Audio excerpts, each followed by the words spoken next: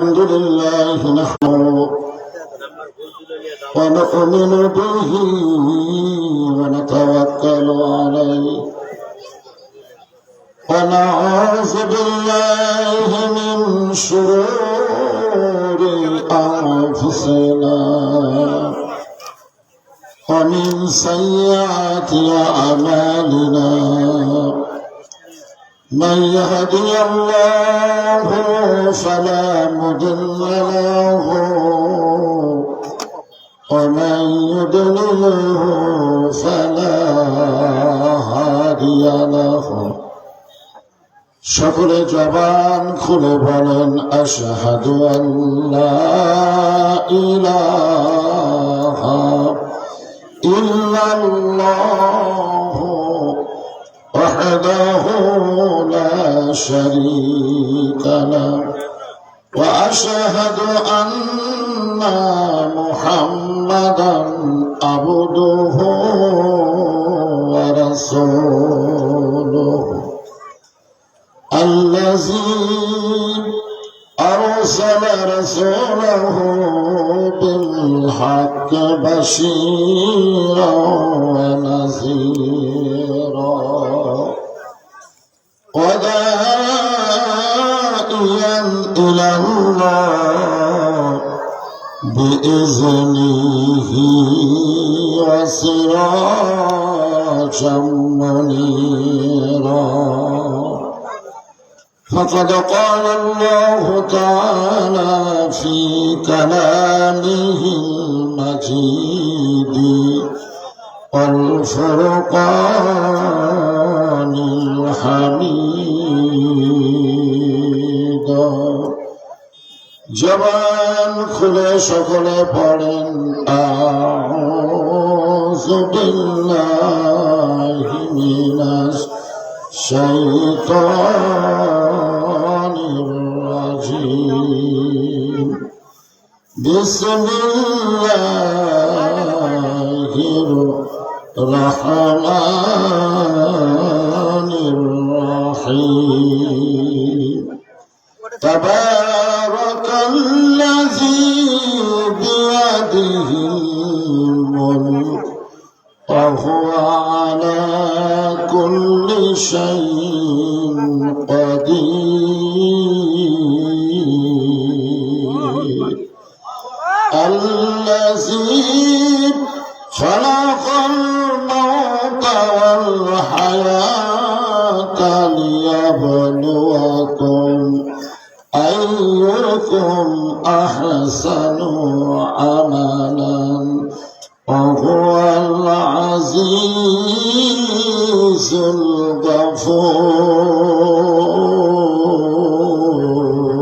الغفور إن الله وملائكته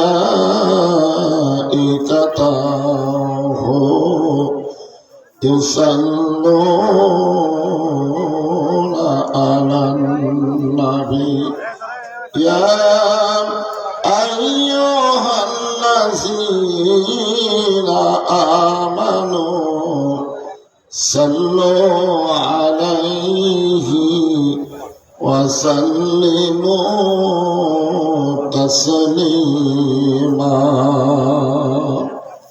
اللهم صل على محمد اللهم صل على سيدنا محمد مشرق حب محمد সকলে বলি সাল্লাল্লাহু مطلع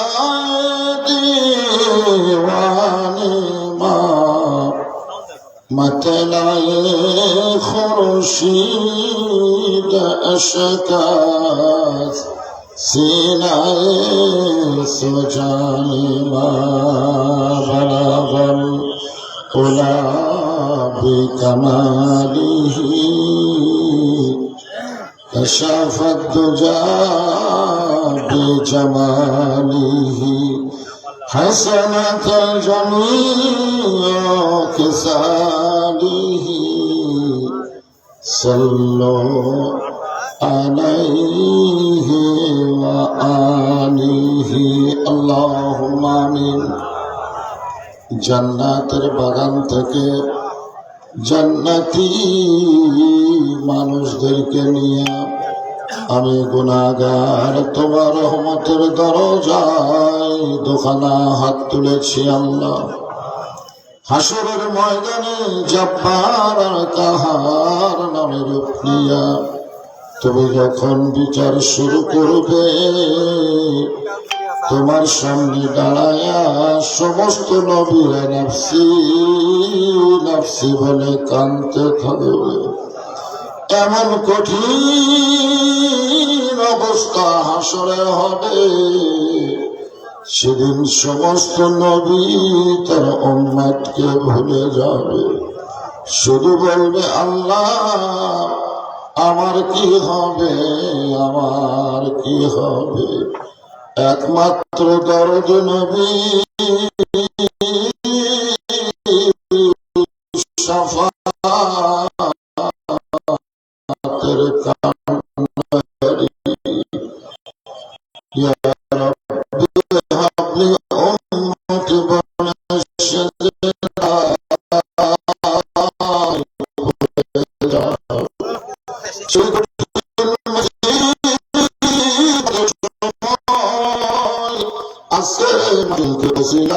করে আমাদের সবাইকে রাসূলের উম্মতের কাতারে আল্লাহ কবুল করে নিও।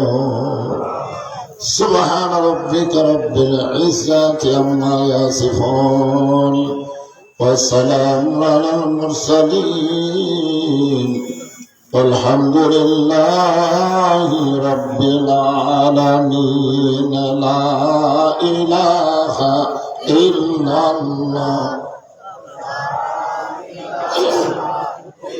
এই মাইকারা ভাই কোথায় রে? কানে কোনো শব্দই আসতেছে না, কি বলতেছি বোঝা হয় না। হ্যাঁ এটা তো বাজে না, এটা একেবারে কথাই বলে না, এটা একটু বাজতেছে। হ্যাঁ বক্তার কানে শব্দ না দিলে বাজ হবে। লা ইলাহা ইল্লাল্লাহ লা ইলাহা।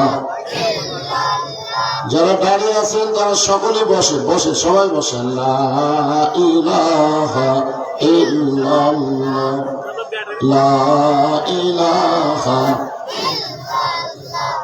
যার দিলে আছে আমার আল্লাহর ভয়, যার মনে আছে আল্লাহর ভয়, আল্লাহ আল্লাহ সব সময়। যার দিলে আছে আল্লাহর ভয়, যার মনে আছে আল্লাহর ভয়, আল্লাহ আল্লাহ সব সময়। আহারানি দেরা ভালো লাগে না এই দুনিয়া, ভালো লাগে না, ভালো লাগে শুধু আল্লাহ লা ইলাহা। সকলে জবান করে লা ইলাহা ইল্লাল্লাহ লা ইলাহা লা ইলাহা ইল্লাল্লাহ মুহাম্মাদুর রাসূলুল্লাহ। রাসূলের মহব্বতে সকলেই জবান খুলে বলি সাল্লাল্লাহু আলাইহি ওয়াসাল্লাম। আমার কথা কি সকলে শুনতে পাচ্ছেন? শুনতে পাচ্ছেন তো? আলহামদুলিল্লাহ, ঠিক আছে। তাহলে আমি শুনলে হবে না, সবাই যেন শুনতে পারে। ঘোড়ামারা উত্তরপাড়া জামি মসজিদ কমিটি কর্তৃক আয়োজিত আজকের এই দিনের বেলায় তাফসীরুল কোরআন মাহফিল। আজকের এই মাহফিল আল্লাহ তাআলা যিনাকে সম্মানিত সভাপতির আসনে কবুল করেছেন, জনাব এ.কে.এম. জিন্নাতুল ইসলাম কানু, সম্মানিত সভাপতিকে অন্তরের অন্তঃস্থল থেকে আমি শুভেচ্ছা জ্ঞাপন করছি। আজকের এই মাহফিলের সম্মানিত প্রধান অতিথি জনাব মোহাম্মদ ফারুক আহমদ, সম্মানিত বিশেষ মেহমান জননেতা আলহাজ মোহাম্মদ জাহিদুল ইসলাম, বিশেষ অতিথি জনাব মোহাম্মদ আব্দুল মান্নান সাহেব, এছাড়াও সম্মানিত অতিথিবৃন্দ যেনারা, সকলকেই অন্তরের অন্তঃস্থল থেকে আমি শুভেচ্ছা জ্ঞাপন করছি। আজকের এই মাহফিলে সম্মানিত ওলামায়ে কেরাম, আপনাদের মাঝে মাঝে যে আলেম ওলামা বসে আছেন, মঞ্চে আছেন, আমার আগে যেনারা কোরআন হাদিসের আলোকে অত্যন্ত গুরুত্বপূর্ণ আলোচনা করে আপনাদেরকে শোনাইছেন, আলেম ওলামা সহ আজকের মাহফিলের বক্তাগণকে অন্তরের অন্তঃস্থল থেকে আমি শুভেচ্ছা জ্ঞাপন করছি। আজকের এই মাহফিলে আমার সামনে যারা বসে আছেন, অনেকে দাঁড়িয়ে আছেন, যারা বসে আছেন দাঁড়িয়ে আছেন, সকলকেই অন্তরের অন্তঃস্থল থেকে আমি শুভেচ্ছা জ্ঞাপন করছি। সম্মানিত মা বোনেরা, পর্দার অন্তরালে বসে বসে যারা আলোচনা শুনতেছেন, তাদেরকেও শ্রদ্ধা জ্ঞাপন করে এই মুহূর্তে জানতে চাচ্ছি আপনারা সকলে কেমন আছেন? আলহামদুলিল্লাহ রাব্বিল আলামিন। যে আল্লাহ শারীরিক সুস্থতা, মানসিক প্রশান্তি লাভের জন্য আজকের এই কোরআন কারিমের মাহফিলে কবুল করলেন, আমরা খুশি না বেজার? তাহলে জবান করে সমস্বরে সকলে বলবো রব্বানা লাকাল হামদ হামদান কাসীরান তাইয়িবান মুবারাকান ফীহি। আমরা প্রশংসা করলাম কার? কেন করলাম? এমনি এমনি? আল্লাহর প্রশংসা করার এক নম্বর কারণ হলো আল্লাহ আমাদেরকে দয়া করে, রহম করে মুসলমানের ঘরে, যদিও নাম হলো গোবিন্দগঞ্জ, এই জন্য তো ভারত মাঝে মাঝে বলে যে বাংলাদেশ তো আমাদেরই, কারণ সব নামগুলো হিন্দু নাম। গোবিন্দ কি মুসলমান না হিন্দু? তো গোবিন্দগঞ্জে তো হিন্দুদের চাইতে মুসলমানই বেশি বসবাস করে, তাহলে এখনো গোবিন্দ বাদ দিয়ে মুসলমান নাম কি রাখা যায় না? কি নাম রাখা যায় কি যায় না? আমাদের বাংলাদেশের জমিন থেকে ভারতের আধিপত্যকে দূর করতে গেলে হিন্দু নামগুলোকে পরিবর্তন করা লাগবে। যেরকম দেখে হিন্দু গোবিন্দগঞ্জের গোবিন্দ, গোবিন্দগঞ্জের যে সমস্ত আল্লাহর বান্দারা আজকের এই জান্নাতের বাগানে বসে গেছেন, বিশ্বাস করতে হবে আমাদের ভাগ্য এত ভালো, রুহের জগতে আল্লাহ আমাদেরকে পছন্দ করেছেন, যার কারণে হিন্দু বৌদ্ধ খ্রিস্টানদের ঘরে না পাঠায় সরাসরি আমাদেরকে মুসলমানের ঘরে কবুল করেছেন। খুশি না বেজার? সকলে জবান খুলে বলে আলহামদুলিল্লাহ। অনেকে মুসলমানের ঘরে জন্ম নিয়েও তো মুসলমান ভালো লাগে না। যেমন বাংলাদেশের একটা মাল বর্তমানে ভারতে গেছে, যেখান কথা ঠিক কিনা, যেখানকার মাল সেখানেই চলে গেছে। আমাদের বাংলাদেশকে ভারত বানানোর কোন সুযোগ নাই, সময় হলো ভারতকেই মুসলমান দেশ বানানো হবে, যেরকম কথা ঠিক না। এই সুসংবাদ আল্লাহর নবী দিয়ে গেছেন, আল্লাহর নবী দিয়ে গেছেন। তো যে আল্লাহ দয়া করে রহম করে আমাদেরকে বিশ্ব নবীর উম্মত হিসেবে কবুল করেছেন, কোন নবী? আছেন আমার মুক্তার, আছেন আমার বারিস্টার, শেষ বিচারের হাইকোর্টেতে তিনি আমায় করবেন পার। আমি পাপী রাসূল জাবিন্দার। আল্লাহ যখন হাকিম হয়ে আমাদেরকে আসামি বানায় বিচার শুরু করবেন, ওই সময় আমাদের নবী উকিল হয়ে ব্যারিস্টার হয়ে আল্লাহর কাছে আমাদেরকে ওকালতি করে সুপারিশ করে জান্নাতে পৌঁছায় দিবে। এমন একজন নবীর উম্মত হওয়াতে আপনারা খুশি না বেজার? তাহলে জবান করে বলি আলহামদুলিল্লাহ। আমরা আল্লাহর প্রশংসা করার কারণ হলো এই যে কোরআন। চারিদিকে সবাই একটু দেখেন তো, একটু তাকায় দেখেন। আমরা বাংলাদেশে কোরআন খালি শুনি।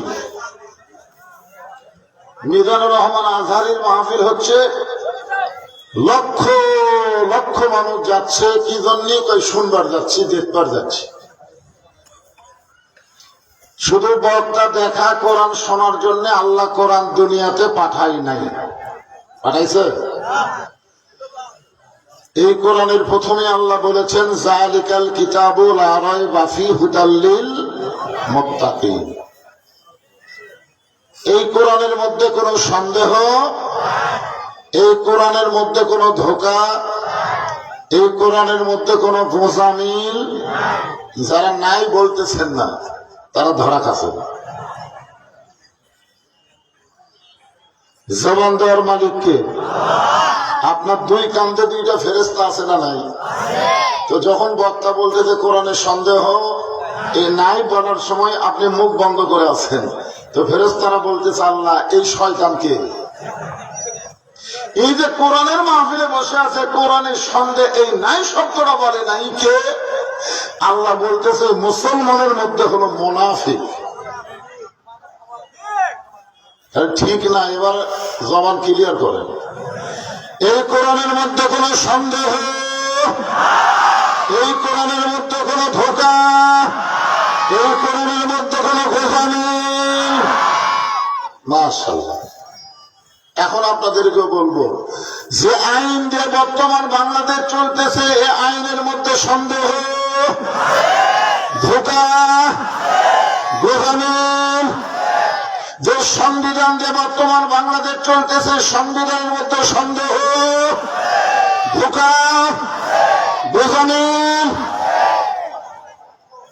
এখন সন্দেহ, ধোঁকা, গোঁজামিলের আইন দিয়ে, সন্দেহ, ধোঁকা, গোঁজামিলের সংবিধান দিয়ে চলবেন আর মুসলমান হয়ে মরবেন, জান্নাতে যাবেন। এটা মামা বাড়ির গল্প না।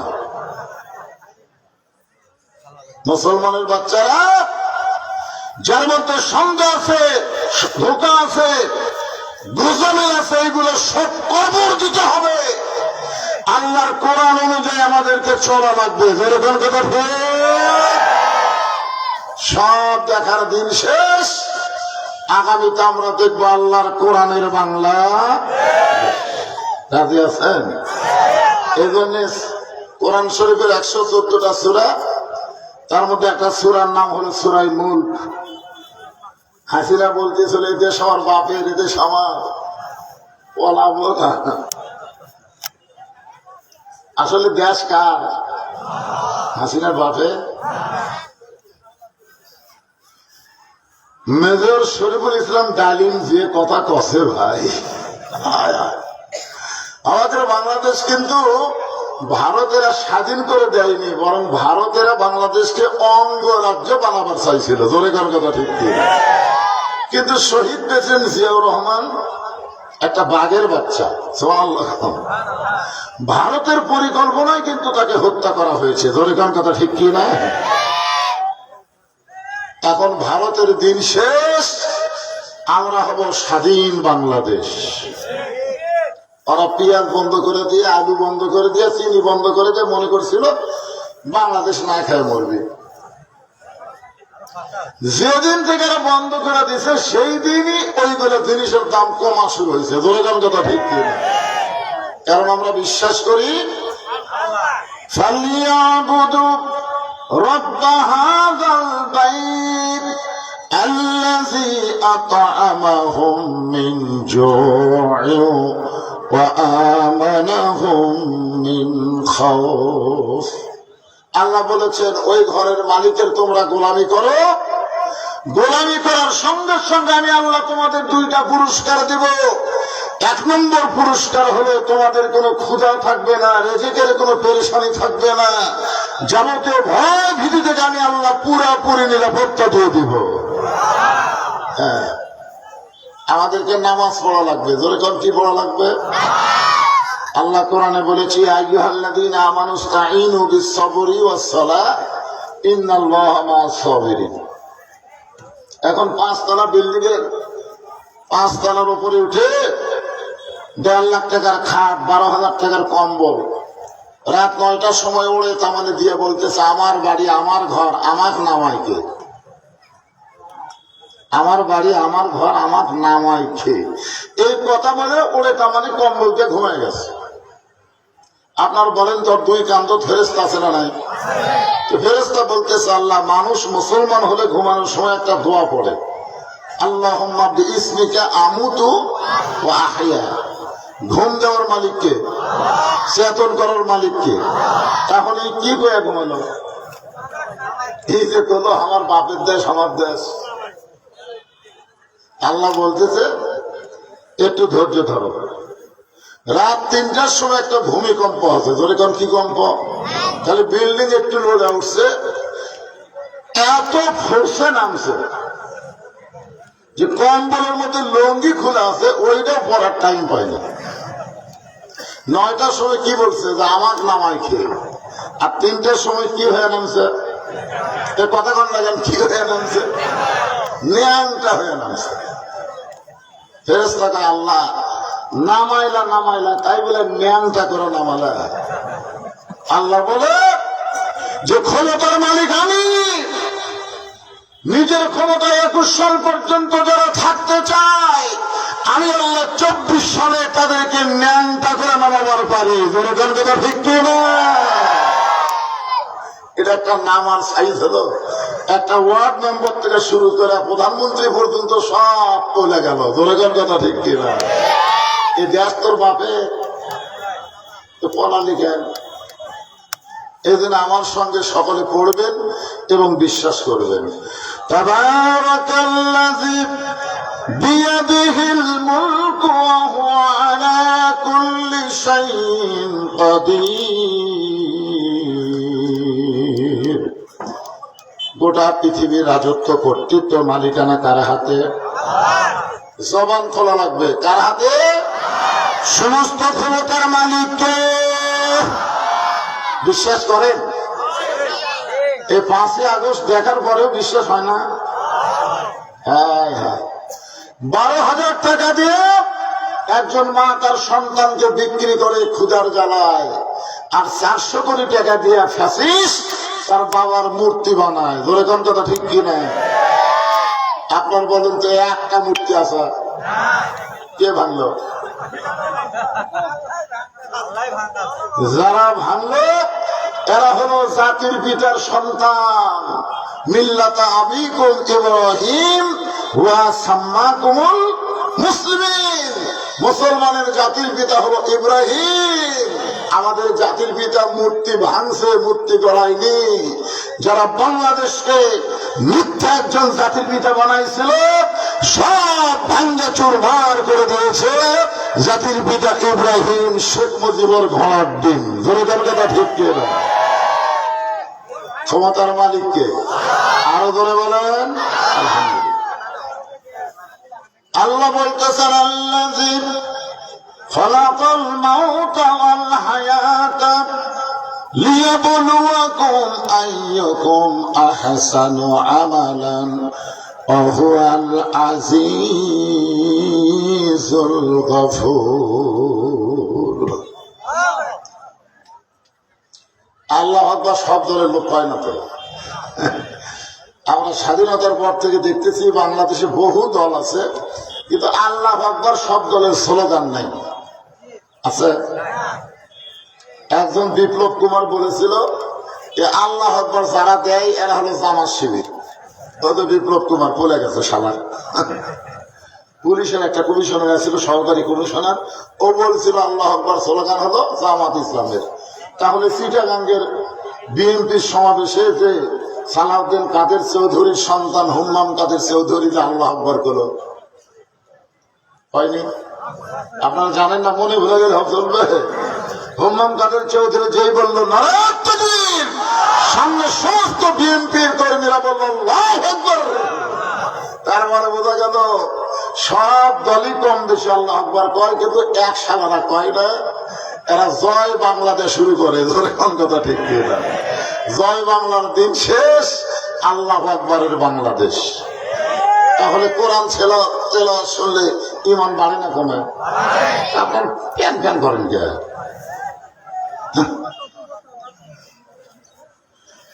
আল্লাহ কোরআনে বলেন ইন্নামাল মুমিনুনা আল্লাযীনা ইযা যুকিরাল্লাহু ওয়াজিলাত কুলুবুহুম ওয়া ইযা তুলিয়াত আলাইহিম আয়াতুহু জাদাতুহুম ঈমানাও ওয়া আলা রাব্বিহিম ইয়াতাওয়াক্কালুন। জবান খোলেন, জবান খোলেন, আর জবান বন্ধ রাখার দিন নাই। অন্যায়ের বিরুদ্ধে এখন জবান খুলতেই হবে, যেরকম ঠিক কিনা ভাই? আল্লাহ বলতেছেন মৃত্যু এবং হায়াতকে আমি আল্লাহ সৃষ্টি করেছি পরীক্ষা করার জন্য।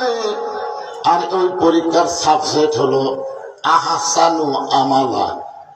পরীক্ষার বিষয়টা হলো সুন্দর আমল। আপনারা বলেন তো, বর্তমান যে পরিবেশে চলতেছে বাংলাদেশ, এই পরিবেশে সুন্দর আমল করা যাবে? যাবে না?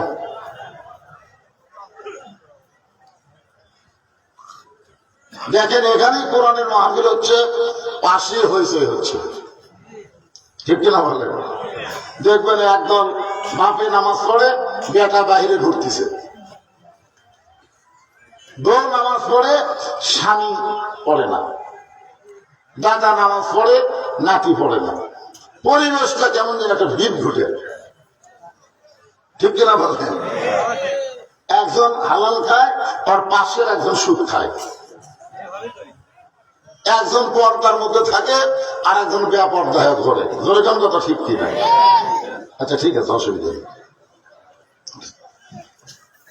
তাহলে এখন বলেন তো, যে আল্লাহ যে আমাদেরকে পরীক্ষা করবে সুন্দর আমলের, এই সুন্দর আমল যদি আমরা করতে চাই, তাহলে সুন্দর একটা পরিবেশের দরকার আছে না নাই? কথা বলা লাগবে। সুন্দর একটা পরিবেশ যদি তৈরি করতে চাই, তাহলে সুন্দর একটা সমাজের দরকার আছে না নাই? সুন্দর একটা সমাজ যদি আমরা বানাবার চাই, তাহলে সুন্দর একটা রাষ্ট্রের দরকার আছে না নাই?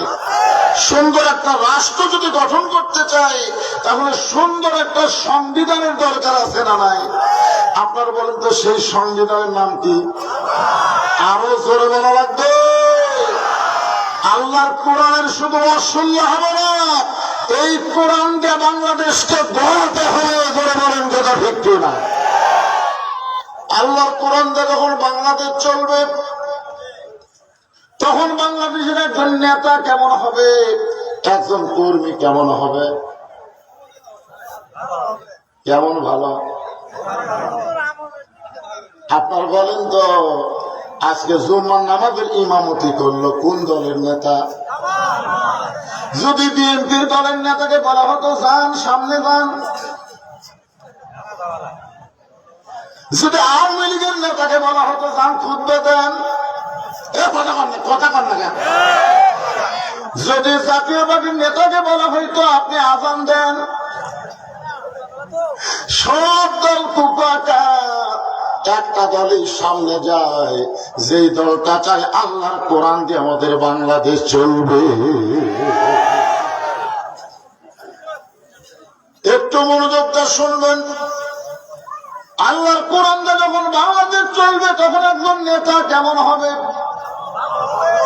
কেমন ভালো হবে একটু শোনেন। বাংলাদেশের মতন ৯৬টা দেশের খলিফা, নাম হলো হযরত ওমর, জুমার দিনে খুতবা দিচ্ছেন। আজকে জুমার দিনে খুতবা দিচ্ছেন।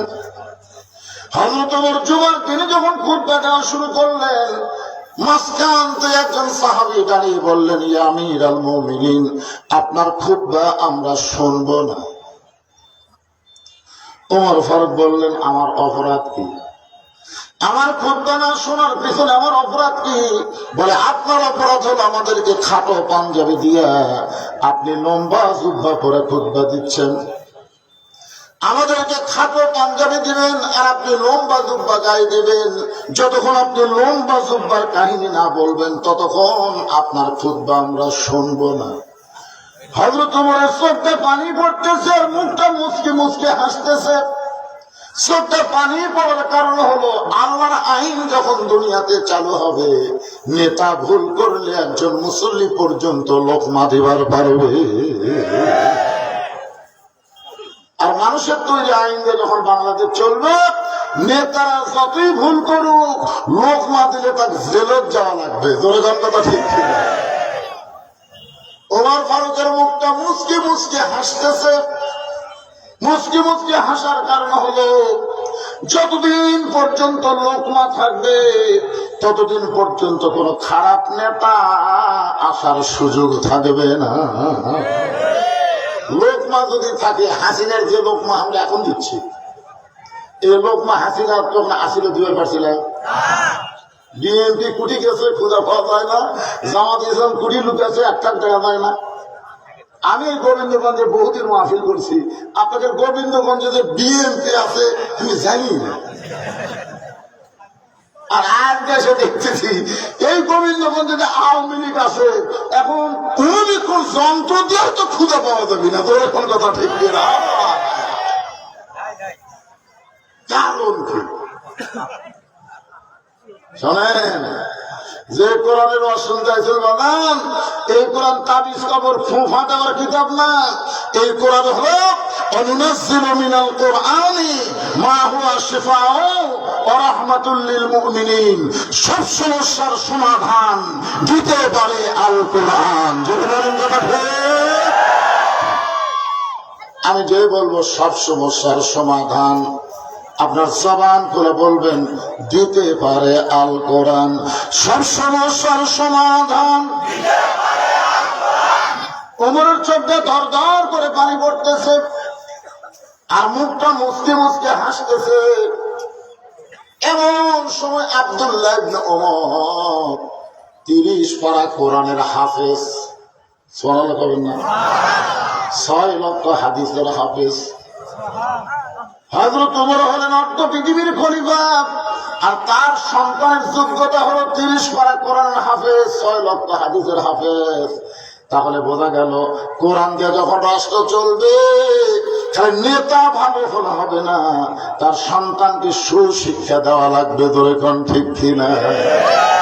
আপনারা বলেন তো, হাসিনার বেটা কয় পারা কোরআনের হাফেজ? হ্যাঁ, আমি আশ্চর্য হয়ে গেছি। আমি সারা জীবন শুনছি 1500, 1500, আর হাসিনার বেটা ওই বলে তথ্য উপদেষ্টা, ওই করলো 1500।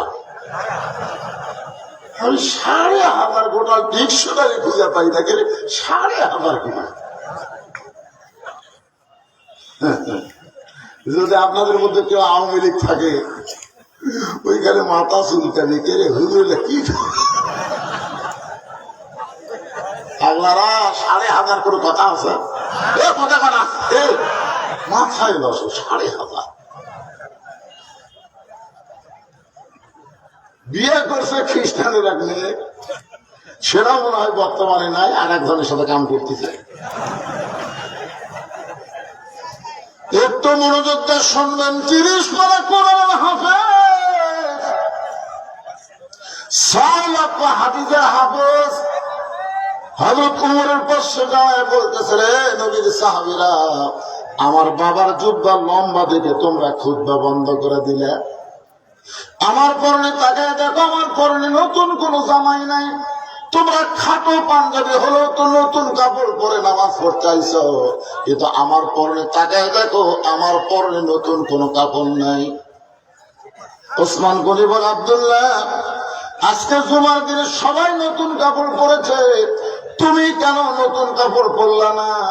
আব্দুল্লাহ বলতেছে আমি যদি আজকে নতুন কাপড় পরতাম তাহলে আমার বাবার জুব্বা লম্বা হতো না। বুঝতে পারছেন? আব্দুল্লাহ বলে রে নবীর সাহাবীরা, তোমরা সবাই যখন ঘুমায় যাও আমার বাবা তখন ঘুমায় না। একদিন গভীর রাত্রে হযরত ওমর যখন ঘর থেকে বের হবেন, বউটা স্বামীর জুব্বা ধরে বলতেছেন, ওমর ফারুকের বউ বলতেছেন, হুন্না লিবাসুল লাকুম ওয়া আনতুম লিবাসুল লাহুন্না। আল্লাহ কোরআনে বলেছে স্বামী হলো বিবির পোশাক, বিবি হলো স্বামীর পোশাক।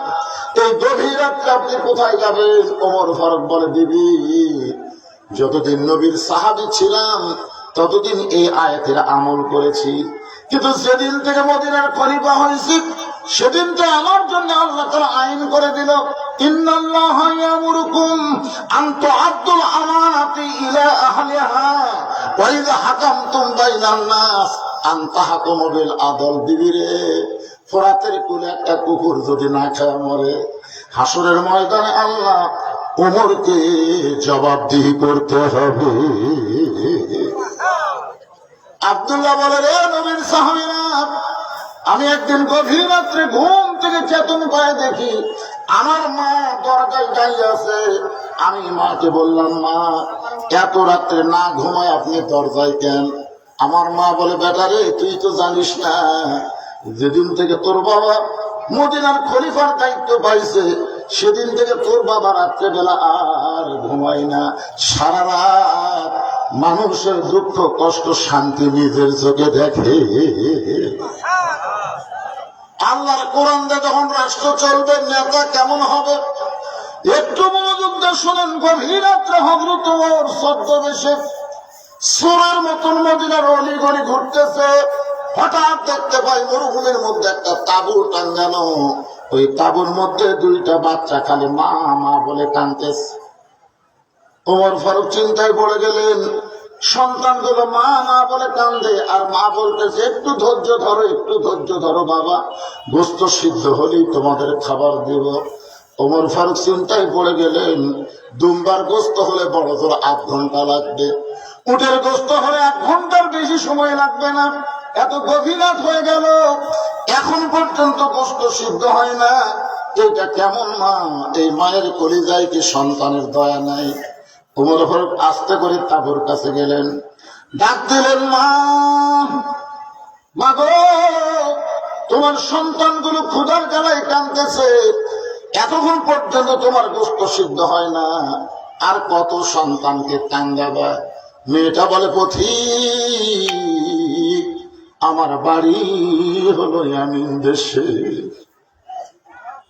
আমি শুনতে পাইলাম মদিনার খলিফা ওমর অত্যন্ত ভালো মানুষ। আমার 2টা এতিম বাচ্চাকে নিয়ে আমি মদিনায় আসলাম, কিন্তু বিকেল বেলায় ওমরের দরবারে গিয়ে দেখি এত মানুষের ভিড়। আমি ভিড় ঠেলে একজন নারী 2টা এতিমকে নিয়ে যাবার পারলাম না। আগামীকাল যাওয়ার নিয়তে আমার 2টা বাচ্চাকে মরুভূমির মধ্যে তাঁবু টাঙ্গায় 2টা বাচ্চাকে কোলের মধ্যে নিয়ে একটু ঘুমাবার চাই, কিন্তু আমার 2টা বাচ্চার পেটে এত খিদা লাগছে, ওরা ক্ষুধার জ্বালায় বারবার যখন কাঁদতেছে, আমি তখন মা কি করব? পাতিলে পানি আর পাথর দিয়ে নিচে আগুন জ্বালায় বলতেছে, বাবা, এই গোস্ত সিদ্ধ হলেই তোমাদের খাবার দেব, কিন্তু পথিক, আমার পাতিলের পাথর সিদ্ধও হবে না, আমার বাচ্চাদেরকেও খাবার দেবার পারবো না। আমি মনে করেছিলাম শুনতে শুনতে একসময় বাচ্চা 2টা ঘুমায় যাবে, কিন্তু আমার 2টা বাচ্চার পেটে এত খিদা, আমার মনে হয় আগামীকাল আমার 2টা সন্তানকে জীবিত অবস্থায় ওমরের কাছে যাবার পারবো না। সঙ্গে সঙ্গে ওমর বললেন, মা, তুমি আসল জায়গায় বিচার দিও না, মা, তুমি আসল জায়গায় বিচার দিও না, আসল জায়গা হলো আল্লাহ। বলে তখন আসল জায়গা কি? আমরা নকল জায়গায় বহু বিচার দিছি, আমরা জজ কোর্টে বিচার দিয়েছি, হাইকোর্টে বিচার দিয়েছি, সুপ্রিম কোর্টে বিচার দিয়েছি, কিন্তু আমরা ন্যায় বিচার পাইনি।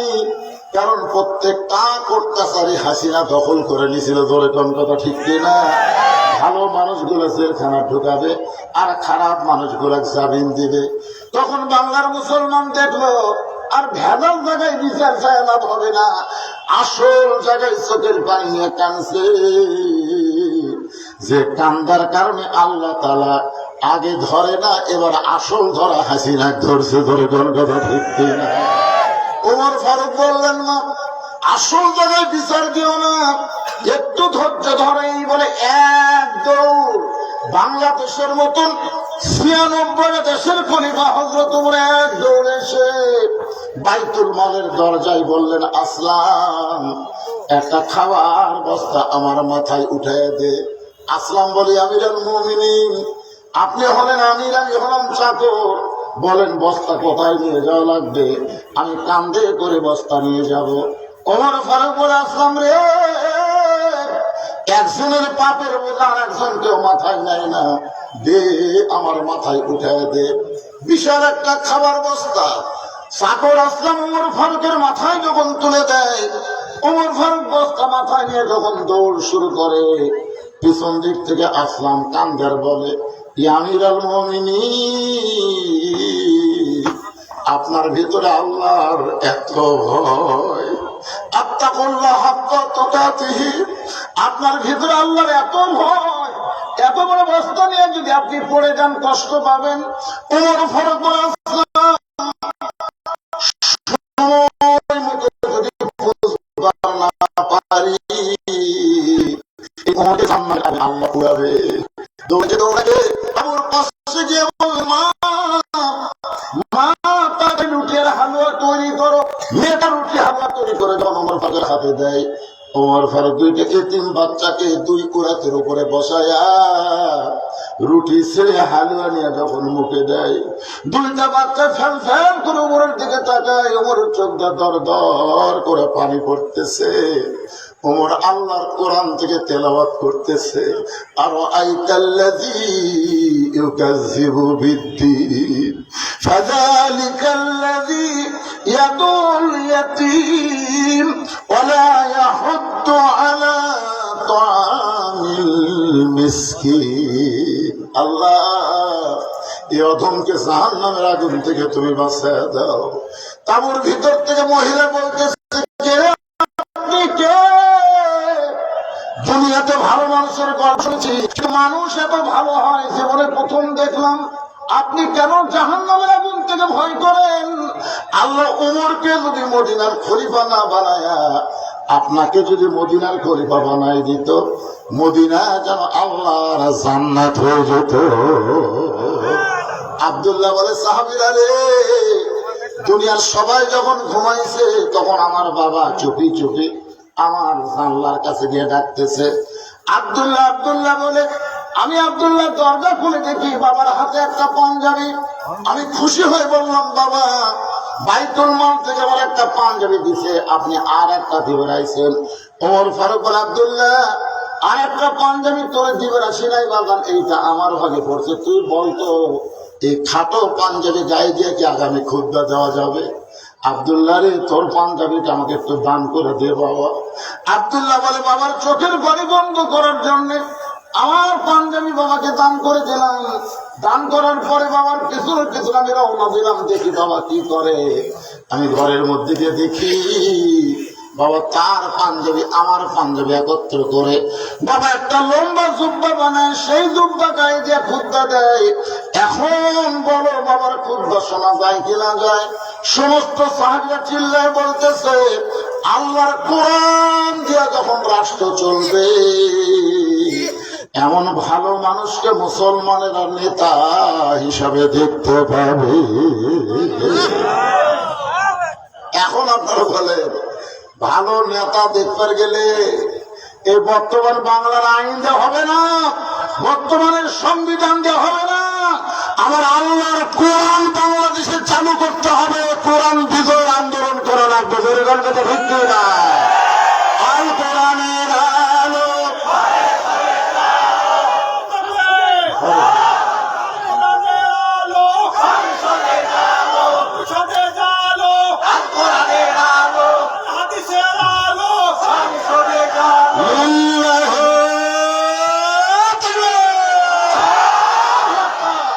আলহামদুলিল্লাহ। এতক্ষণ আল্লাহর কোরআন দিয়ে রাষ্ট্র চললে একটা নেতা কেমন হবে এটা শুনলে। আচ্ছা, এই কোরআন দিয়ে যখন বাংলাদেশ চলবে তখন আপনারা কেমন হবেন? ভালো না হবার সাথে ভালো লাগবে। কারণ আল্লাহ কোরআনে বলেছে আল্লাযীনা ইম্মাক্কান্নাহুম ফিল আরদ। পুরো মুসলমানকে যদি ক্ষমতার চেয়ার দেওয়া হয়, ক্ষমতার চেয়ারে বসে 1 নম্বর দায়িত্ব কি? আপনারা বলেন তো, কোন দল ক্ষমতা গেলে নামাজ কায়েম করবে? এটা কোন দল? দলের নাম করে, এর নাম কর দরকার নাই তো।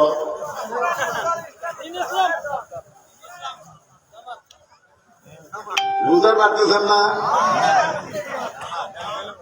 শোনেন, যত চেষ্টাই করেন বাংলাদেশের কোন মানুষকে আপনি ভালো করতে পারবেন না যতক্ষণ আপনি নামাজ কায়েমের বিল পাস না করবেন। যেরকম কথা ঠিক না?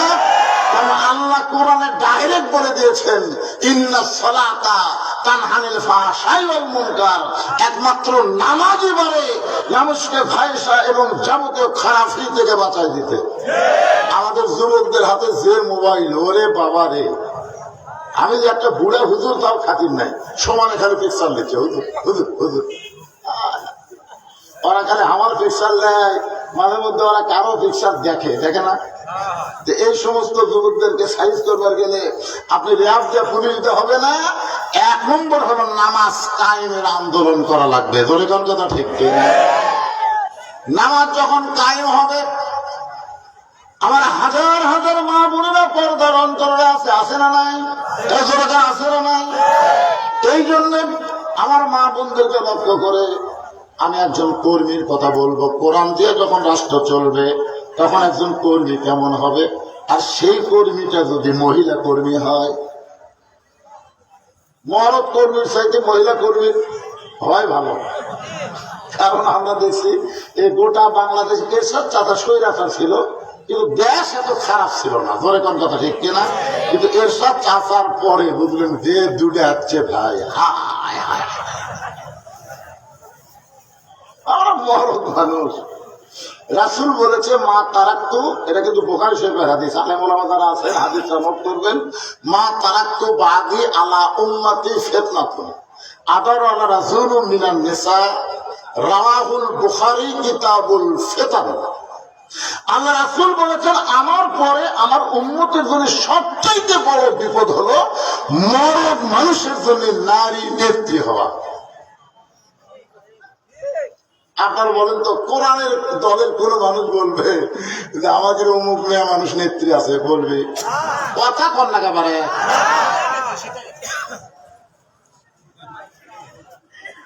আমরা নেতা বলবো, আমার নেতা তোমার নেতা বিশ্ব নবী। আমরা কাউকে নেতা মানি না, আমরা আমির বলবো। জরিগণ কথা ঠিক কিনা? আল্লাহ কোরআনে বলেছে আতিউল্লাহ ওয়া আতিউর রাসূল ওয়া উলিল আমরি মিনকুম। এখানে আল্লাহ বলেনি ওয়া আতিউ উলিল আমরি মিনকুম, আল্লাহ বলেনি। কারণ আল্লাহ জানে আমি যদি এদিক সেদিক করে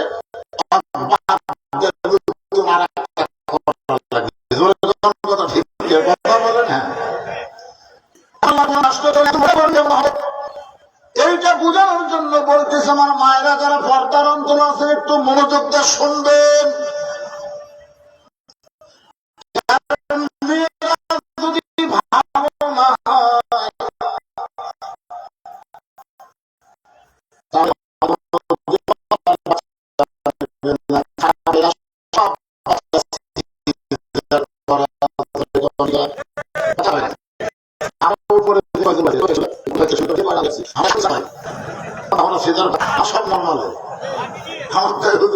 সন্তান খালি কান্দে, পানি পড়া দেন তো। আয়াতুল কুরসি পড়া পানি পড়া দিলাম, কান্না থামে না। আমি তো দেখি তোমার সন্তানকে নিয়ে আসো, তো সরাসরি মারবো। কাছে নিয়ে আসলো সরাসরি তোরা ফাতিহা আয়াতুল কুরসি যত তত আছে, কান্না থামানো, মেরে দিলাম মাথার উপর। যাওয়ার সময় বলতে হুজুর এখন আর দোয়া দরুদের দাম নাই, হুজুর দোয়া দরুদের কাম হবে না। মনটা খুবই খারাপ হলো। কিছুদিন পরে ওই মেয়ের ওই সন্তানের মাকে বললাম, কে রে মা এখন খবর কি? আর কান্দে না। আলহামদুলিল্লাহ। তাহলে কোন দোয়া? দোয়ালে হুজুর আর বাপ মোবাইল কেন বিষয়, যখনই কান্দে মোবাইল কানে ধরে দেয় আর কান্দে না। আপনি জানেন হুজুর আমার বাচ্চা মোবাইল ছাড়া ভাতই খায় না। আমি বললাম কি আমার এইরকম হওয়ার কারণ কি? তোমার বাচ্চা পেট কেটে বের করছে, এই জন্য আমার একজন মা পর্দার অন্তরে বসে আছেন, একটু মনোযোগ দিয়ে শুনবেন। এই অর্থ পৃথিবীর খলিফা হযরত ওমর আল্লাহর কোরআনের একজন কর্মী, লিয়াবলুয়াকুম আইয়ুকুম আহসানু, সুন্দর আমল দেখার জন্য ছদ্মবেশে মদিনার অলি গলি ঘুরতেছেন। হঠাৎ হযরত ওমর দেখতে পায় দুই পাহাড়ের মাঝখানে একটা গিরিপথ, ওই গিরিপথের ভিতর দিয়ে একটা সুন্দরী মেয়ে ধীর গতিতে হেঁটে হেঁটে আসতেছে। একটা সুন্দরী মেয়ে, ধরে কম কি মেয়ে? ওমর ফারুক মেয়েটার দিকে তাকায় বললেন, আলহামদুলিল্লাহ, এটা রাসমিকা মান্দানা। আমি কুয়া ধরা কাছে, ধরে কম ঠিক ঠিক। ওমর ফারুক যে মেয়েটাকে সুন্দরী বলতেছেন, ওই মেয়েটার চেহারার দেখে তিনি সুন্দরী বলতেছেন না। আল্লাহর কোরআন দিয়ে যখন রাষ্ট্র চলবে, তখন একটা মেয়ে যদি খাটো হয়, কালো হয়, সে মেয়েটা যদি আল্লাহর আইন পর্দা মেনে চলে, আল্লাহর ইসলাম কেবলমাত্র তাদেরকে সুন্দরী বলে। আমি যে বলবো পর্দা নিশি নারী যারা, আপনার বলবেন বিশ্ব সুন্দরী তারা, বলতে পারবেন না। চরিত্র যদি ভালো করবার চাও,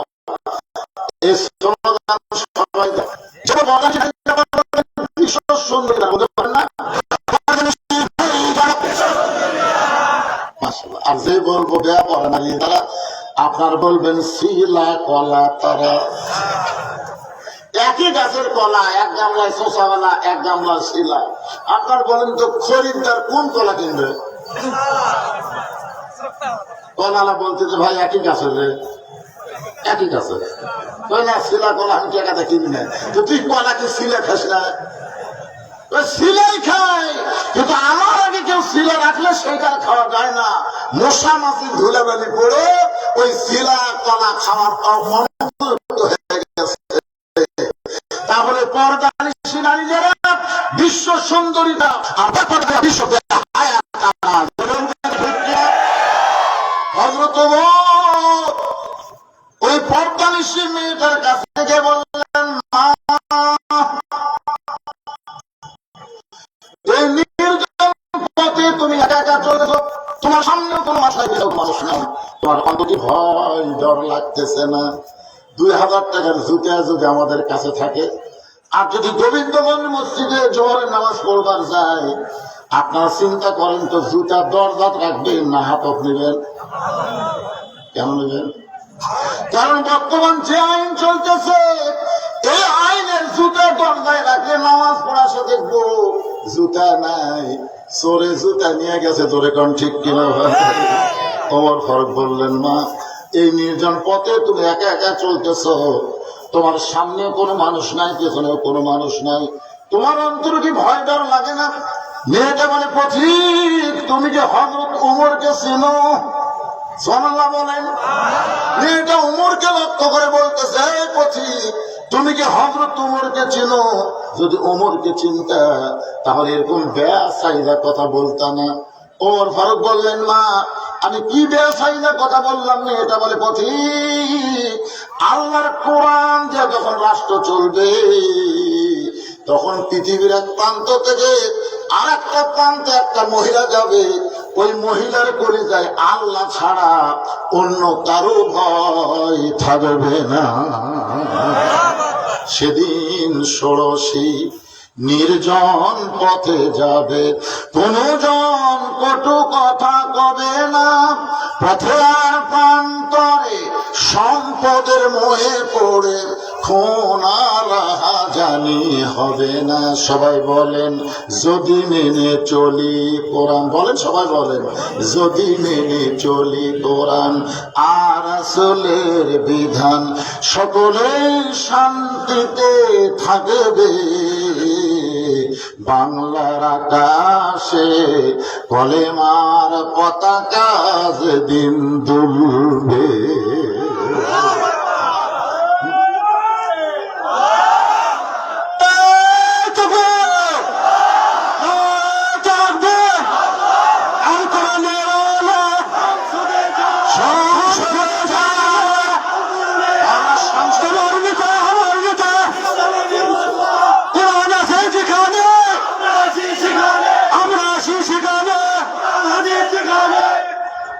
একটু কম দেওয়া লাগবে, কারণ সময় কম বলুন, 4টার সময় শেষ করবে।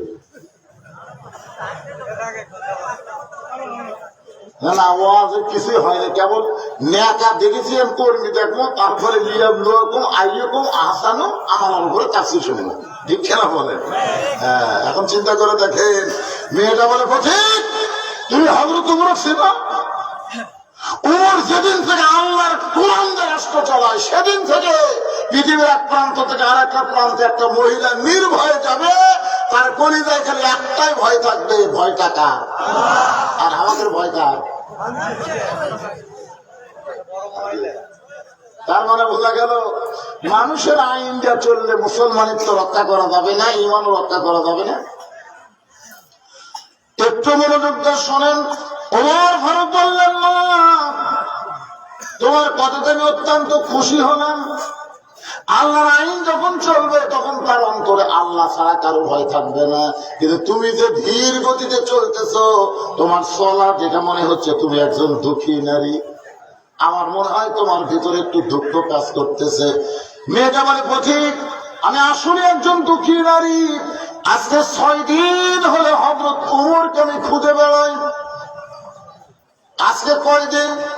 6 দিন হলে হযরত উমরকে আমি খুঁজতেছি।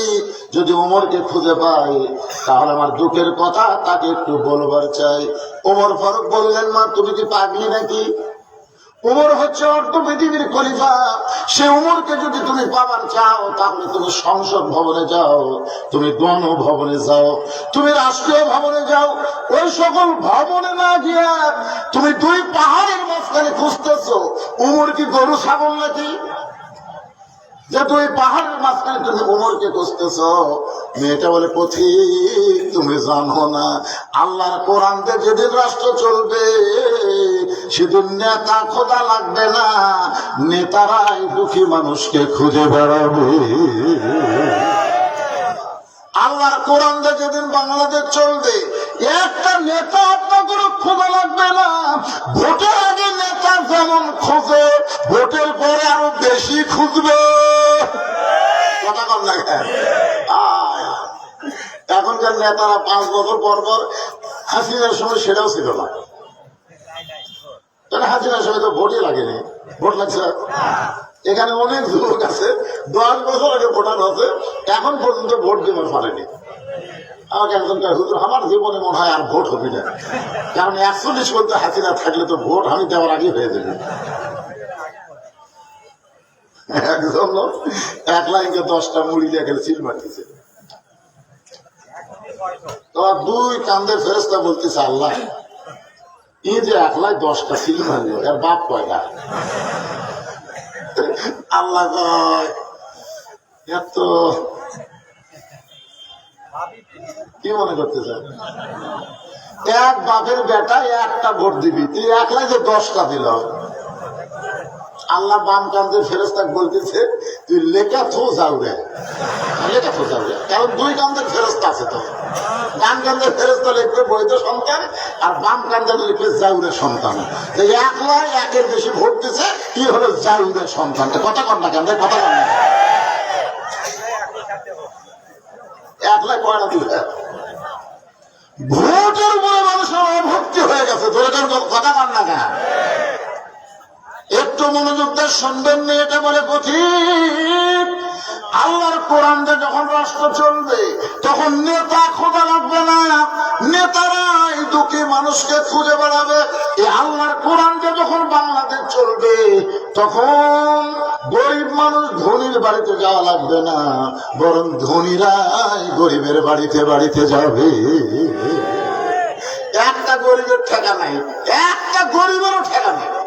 গরিবের কোনো হিসাব নেই। আল্লাহ বলে ধনীও ভালো গরিবও ভালো, একসঙ্গে জান্নাতের রাস্তা নিল। ওই ধনী ভালোর চাইতে গরিব ভালো 500 বছর আগে জান্নাত যাবে, 500 বছর আগে। আল্লাহ রাসূল বলছে, আল্লাহ আমি গরিব থাকতে চাই, হাসরের ময়দান আমি গরিব উম্মতের মধ্যে দাঁড়াবার চাই। এখনকার নেতারাও বলে গরিবের বন্ধু, সগলি গরিব পারে, কিন্তু আল্লাহর কোরআন যেদিন চালু হবে বুঝলেন, একটা গরিব ধনীর বাড়ি যাবে না। ধনীরা টাকার ব্যাগ নিয়ে আসে গরিবের দরকার যারা বলি, ভাই আমার শতকরা 2.5 টাকা তোর, আমাকে যে আল্লাহ 100 টাকা দিছে এর মধ্যে 2.5 টাকা তোর ভাইরে। আমার এবারে 1 কোটি টাকা আছে, 1 কোটি টাকার 2.5 লাখ টাকা জাকাত আছে। এই 2.5 লাখ না নেওয়া পর্যন্ত আল্লাহ আমার জান্নাত দিবে না। টাকাটা লে ভাই। যেই বলছে জাকাত, সাথে সাথে গরিব দরজা বন্ধ করছে। ধনী লোক বলছে, কে ভাই দরজা জাকাত মানে তো টাকার ময়লা, আমি নেব না, খেয়ে থাকবো রে। আমার এক দাদা ছিল, ইফতারের সময় বহু লোক দাওয়াত দেয়, মুরব্বী হোসেন আমার বাড়িতে কি ইফতার, যখন সারাদিন না খায় রোজা থাকা, ইফতার করে তো শব্দ মনে যাবে। আমি একদিন দাদার বুঝাইলাম, দাদা পরের বাড়িতে ইফতার করলে আপনি সবের কিছুই কমতে হবে না, বরং জানবেন না, তুই 2 দিনের মুরব্বী হয়ে আমার খুঁজে বসে জীবনে কেউ আমার দাদাকে ইফতারি করার পর পারেনি। দরকারে পানি খাই ইফতার করবো, তার পরের বাড়িতে ইফতার করার রোজার সব দেওয়া পারবো না।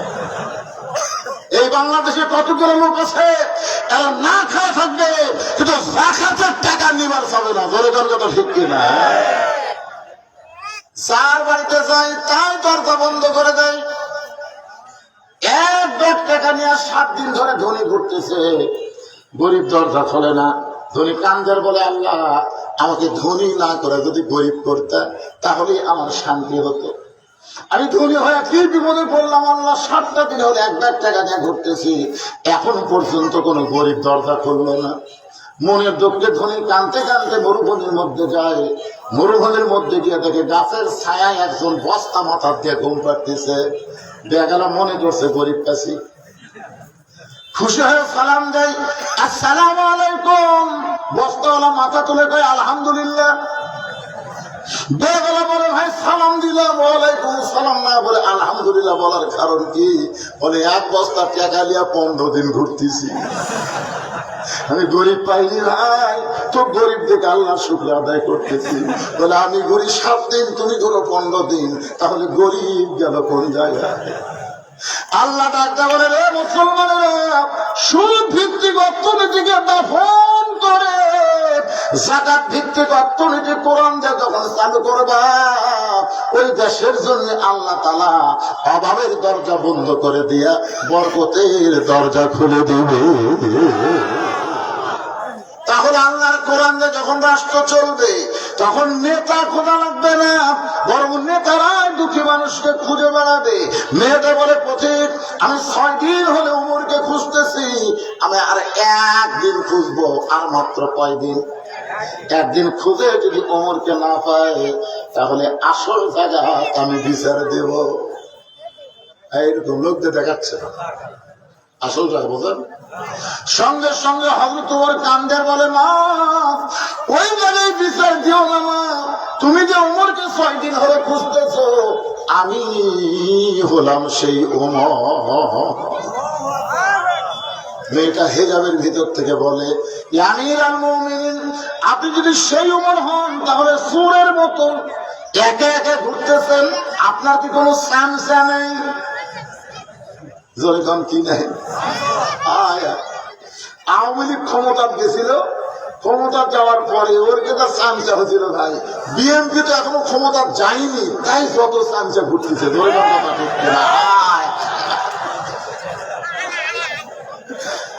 আমাদের কাহালুতে আওয়ামী লীগের যা ছিল বুঝলেন, এখন তো অনুবীক্ষণ যন্ত্র দিয়েও আর আওয়ামী লীগ খুঁজে পাওয়া যাচ্ছে না। ওদের ব্যবসা প্রতিষ্ঠান, বাড়ি ঘর, পুকুর পুষ্কুনি, আর একজন তখন বসে আছে। আগে দাবি এনেছিল একজনের, 5ই আগস্টের পরে ওরা পড় আছে আর এক ধর। আপনারা বলেন তো বাংলাদেশের পুরো ইসলামী দল কারো ব্যবসা, কারো পুষ্করি, কারো দোকান, কারো বাড়িতে আগুন দিয়েছে, দখল করেছে, করেছে? তাহলে আজহারি বলছে একদল খাইয়া গেছে আর একদল খাবি, এই কথা শুনে ওরে বাবা রে। আপনারা বলেন তো ঘরের তলে কে রে আমি কলা খাইনি, কে রে পাগলা, কলা খাওয়ার কথা আছে কি?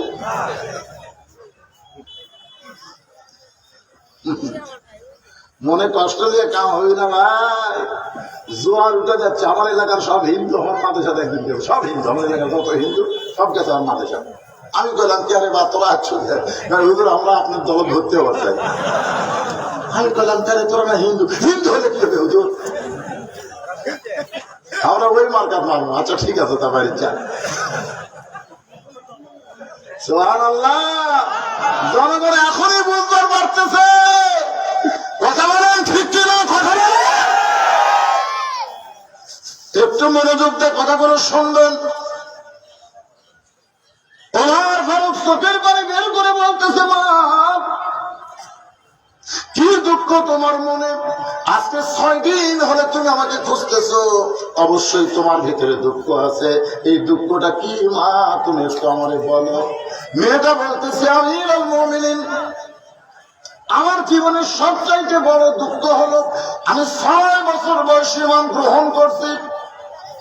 6 বছর বয়সে ঈমান গ্রহণ করেছি, শুধু ঈমান গ্রহণ করার অপরাধে আমাকে 12 বছর জালিমের জেলখানায় বন্দি জীবন কাটাতে হয়েছে। একটু খেয়াল করবেন, এ বাবা খেয়াল করা শোনা লাগবে রে। আমি 6 বছর বয়সে ঈমানের কলেমা পড়েছি তা কিন্তু না। মেয়েটা বলতেছে গ্রহণ করেছি। আল্লাহর নবী বললেন ঈমান গ্রহণ করতে গেলে 3টা বিষয় তোমাকে খেয়াল করা লাগবে। 1 নম্বর বিষয় হলো ইকরার বিল লিসান, 2 নম্বর বিষয় হলো তাসদীক বিল জানান, 3 নম্বর বিষয় হলো আমল বিল আরকান, এরই নাম হলো ঈমান। উকিল এসে রাত 9:30টায় মীর কাসেম আলীকে বলতেছে, মীর কাসেম আলী নাম শুনছেন, যে রাত 9:30টায় এসে বলতেছে, স্যার আপনার তো 12টা ফাঁসি হবে আজকে। তো মীর কাসেম আলী মুচকি মুচকি হাসে আর কয়, এখন 2.5 ঘন্টা, এখনো কত ঘন্টা? উকিলকে বলতে তো ভাই 2.5 ঘন্টা তোমার টাইম আছে, আমি 2 ঘন্টা একটু ঘুম পাবো। উকিল কয় মাথা ঠিক আছে, 12টার সময় যার ফাঁসি হবি, এই বলে 2 ঘন্টা ঘুম পাবে। উকিল মনে করছে ফাঁসির কথা মনে করে পাগলা হয়েছে। উকিল মন খারাপ করে বের হয়ে গেছে। 2 ঘন্টা পর ঘরের মধ্যে ঢুকে থেকে, সেলের মধ্যে ঢুকে থেকে লাখ দেখে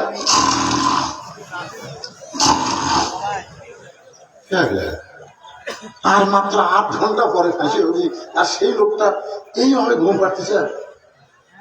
পায়ের বুড়া আঙ্গুল লোক আছে, লাভ ধরে বলতেছে, কে ভাই সময় হচ্ছে নাকি? মনে হচ্ছে শ্বশুর বাড়ির যাবি। না স্যার এখন 8 ঘন্টা দেরি আছে। 8 ঘন্টা তখন দেরি আছে ভাই, তাহলে তো সময় তখন আছে। ওযু করে আসে 2 রাকাত নামাজ পড়ে, কোরআনের 2টা সূরা পড়ে, যে কটা পাঞ্জাবি আছে এর মধ্যে 2টা সবচেয়ে ভালো গুলো বলতে, 2টা কোথায় কোরআন মধ্যে পূর্ণ ভালো। স্যার এটাই তো নতুন নতুন লাগে, ওটা পরে আতর সুরমা বিয়ে করছে ভাই, চলো চাই।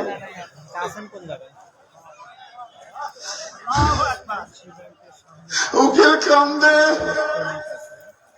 আর সহ্য করতে পারে না। আপনি হাসি মুখে রওনা দিচ্ছেন, আপনার ফাঁসি হবে। মীর কাসেম আলী মুসকি মুসকি হাসি আর বলে, ঘুমের মধ্যে আল্লাহ আমার ফয়সালা দিয়ে দিচ্ছে। তুমি বলতেছো আমার ফাঁসি হবে, আমাকে অন্যায় ভাবে ফাঁসি দেওয়া হচ্ছে।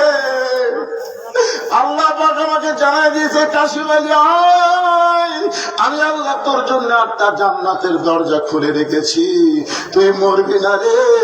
ওয়ালা তাকুলু লিমান ইউকতালু ফি সাবিলিল্লাহি আমওয়াতুন বাল আহইয়া ওয়ালাকিন লা তাশউরুন।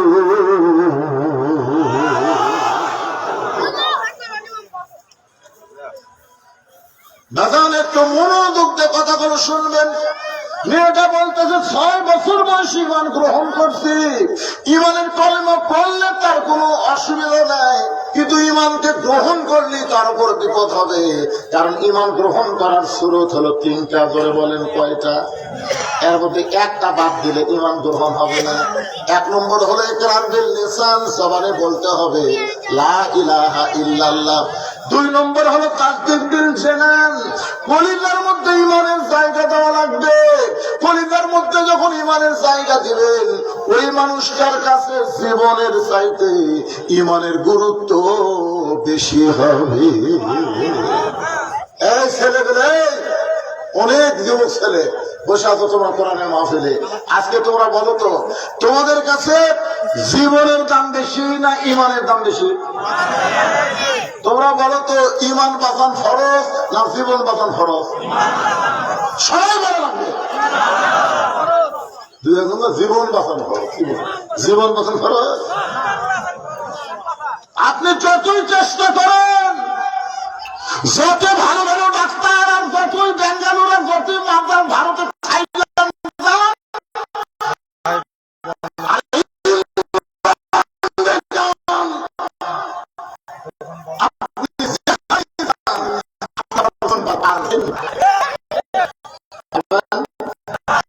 কিন্তু আপনি একটু চেষ্টা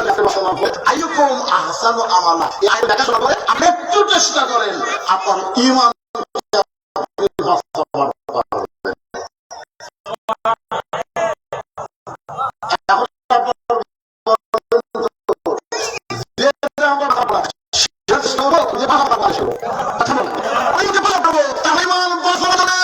দরকার হলে বাতিলের বিরুদ্ধে লড়াই করে বাংলার জমিনে আল্লাহর কোরআনকে কারা কারা বিজয় করতে চান, 2 হাত তুলে আল্লাহকে দেখা।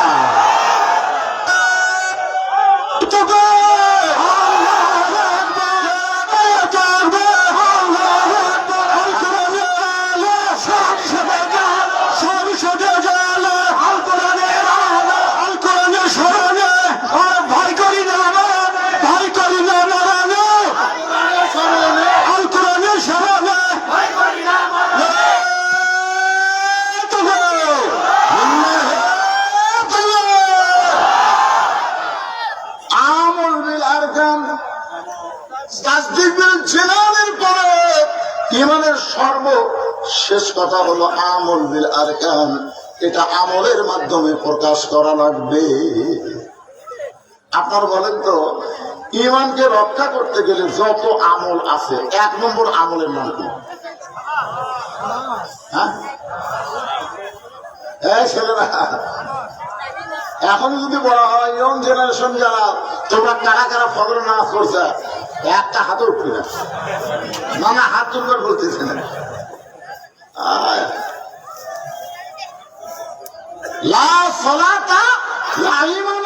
নামাজ নাই, তার কোন ইমান নাই। আমি এইরকম যদি আরো 8 ঘন্টা করি, আপনাদের সমস্যা আছে?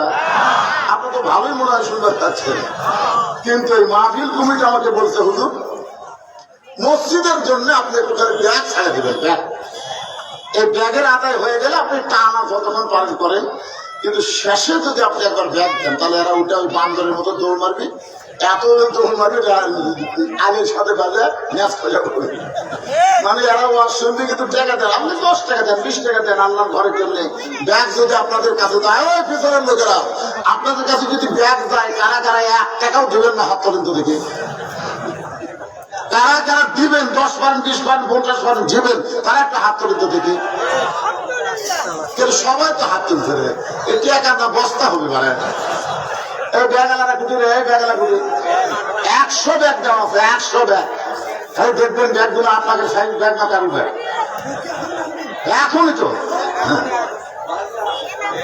আমল বিল আরকানের উপর হচ্ছে, ব্যাগের মধ্যে টাকা দেওয়াই মানে আহসান আমল, সুন্দর আমল, আখিরাতকে বিশ্বাস করা। ধরে কথা ঠিক কিনা? যারা টাকা দান করে তারা কি দুনিয়া পাওয়ার চায়? আখিরাত আখিরাতে বিশ্বাস করে 10, 20, 50, 100, 500 যাই না পারে। ওই যে ব্যাগলা নামছে, আমার মাইদের মধ্যে আদায় হবে। কোন খেলা? ওনার নামে আছে। খাটে তোলার একজন মা অসুস্থ আছে, 200 টাকা দান করেছে। আল্লাহ আমার মাকে পুরাপুরি সুস্থতা দান করেন। জোরে বলে আল্লাহুম্মা আমিন। এরকম যদি কেউ মনে করে হুজুর আমার ব্যাগের মধ্যে 500,000 দেবো না, আমরা ট্রেনে দিব, তাহলে আপনি এক সাইড দিয়ে এসে দিতে পারেন। সিএমের যারা বসে আছেন 500,000 2,000 এরকম যদি কেউ দেন, এখানে অতিথি আছে, বিশেষ অতিথি আছে, অনেকে আছে, তারা হয়তো 2,000 4,000 5,000 দিবে। তারা ওই ব্যাগের মধ্যে তারা না দিয়া তারা ট্রেনে সেই 5 মিনিটের মধ্যে আদায় কমপ্লিট। তারপর আমার আবার টানা ওয়াজ করা লাগবে, বুঝলেন না?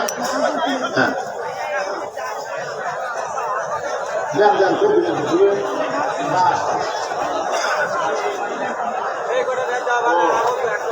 আর একই গ্রামের আমরা ভয়রা ভাই, একই গ্রামে আমাদের বিয়ে হয়েছে।